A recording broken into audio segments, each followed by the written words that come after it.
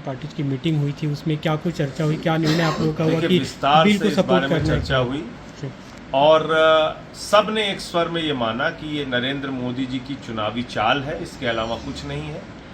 ये 2024 में इसको लागू करना नहीं चाहते, इनकी मंशा नहीं है महिलाओं को आरक्षण देने की।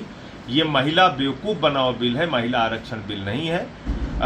ये 29 में पास होगा कि 39 में पास होगा कि 20 साल बाद पास होगा या नहीं होगा, तो ये महिला आरक्षण बिल पास करने की योजना नहीं है, ये महिला आरक्षण बिल को रोकने की योजना है।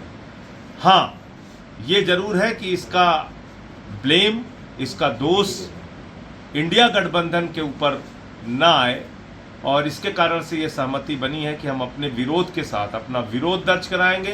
पूरे देश को भारतीय जनता पार्टी और नरेंद्र मोदी जी की नीयत को बताएंगे कि इनका जैसे अब तक सारा वादा जुमला रहा है, ऐसे ये भी एक जुमला है, चाहे 2 करोड़ नौकरी हो, काला धन हो, किसानों के फसल का दाम हो, पक्का मकान हो, महंगाई कम करने का वादा हो, सारे जुमले जैसे बोले मोदी जी ने, ये भी एक जुमला है, इसके अलावा कुछ नहीं है। और 24 में इनको सत्ता से बेदखल करके सही स्वरूप में महिला आरक्षण बिल लाने का काम हम लोग करेंगे। लेकिन फिलहाल ये दोष इंडिया गठबंधन के ऊपर ना आए, इसके कारण से ये फैसला हुआ है कि हम लोग समर्थन करेंगे। जी, मतलब चर्चा में इसका विरोध करेंगे, लेकिन इसके चर्चा स्वरूप को में लेकर विरोध करेंगे, सरकार से मांग भी करेंगे कि ये संशोधन आप कीजिए इसमें। और 24, क्योंकि जो पिछला यूपीए का बिल था जी जी उसमें तो ये क्लॉज कहीं नहीं थे कि हम इसका सेंसस कराएंगे, फिर डिलिमिटेशन होगा, फिर 10 साल लगेगा कि 20 साल लगेगा कि 15, ऐसा तो कुछ था नहीं। उसमें तो 33% आरक्षण की बात थी।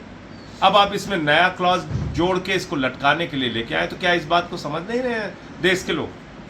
क्या आप चुनाव के पहले फिर से एक बार बेवकूफ बनाने के लिए बिल लेके आए? चर्चा में इसके स्वरूप को लेकर विरोध करेंगे, लेकिन वोटिंग के टाइम इसका सपोर्ट करेंगे, वोट करेंगे समर्थन। हाँ, ये एक मोटे तौर पे सहमति है इंडिया में। एक दूसरा बड़ा मुद्दा है, अभी जो कल जो संविधान की प्रतियां बांटी गई सांसदों को, उसमें सवाल उठ रहे हैं कि 2 शब्द गायब हैं जो इंग्लिश की प्रति दी गई है। उन दोनों शब्दों से भाजपाइयों को कोई मतलब ही नहीं है। देश में अमन चैन हो, धर्मनिरपेक्षता हो, जो हमारे बाबा साहब डॉक्टर भीमराव अंबेडकर जी की सोच थी, जो हमारे संविधान निर्माताओं की सोच थी, तो उससे तो इनका कोई लेना देना नहीं है। अच्छा, जहां तक समाजवाद की बात है, समाजवाद का सिद्धांत क्या कहता है? समता मूलक संपन्नता युक्त समाज की स्थापना, वो इन्हें करना नहीं है। 13 लाख करोड़ में अपने पूंजीपति मित्रों का माफ करना है, अपने दोस्तों के लिए काम करना है, उनके साथ मिलकर देश के बैंक को लूटना है और अपने दोस्तों को हिंदुस्तान से भगाना है, ये इनकी योजना है। तो दोनों शब्दों से भारतीय जनता पार्टी का मूल रूप से कोई लेना देना ही नहीं है।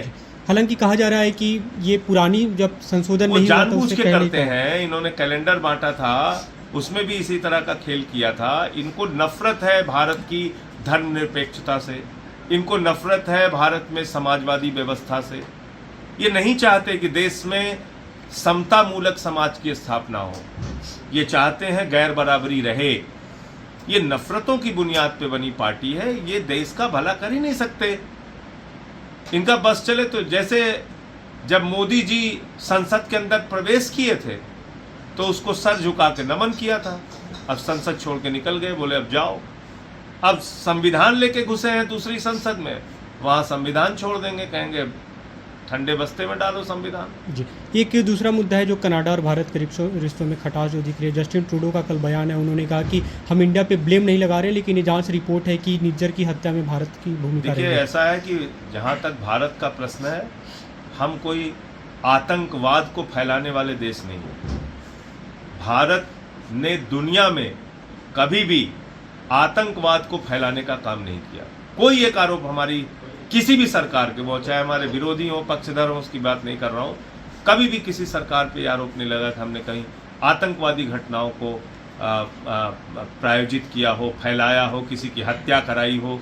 ये सब हमारा काम नहीं है। तो इसलिए कनाडा के जो जस्टिन ट्रूडो जी ने कहा वो बिल्कुल आपत्तिजनक है और भारत के स्वाभिमान और सम्मान के खिलाफ है।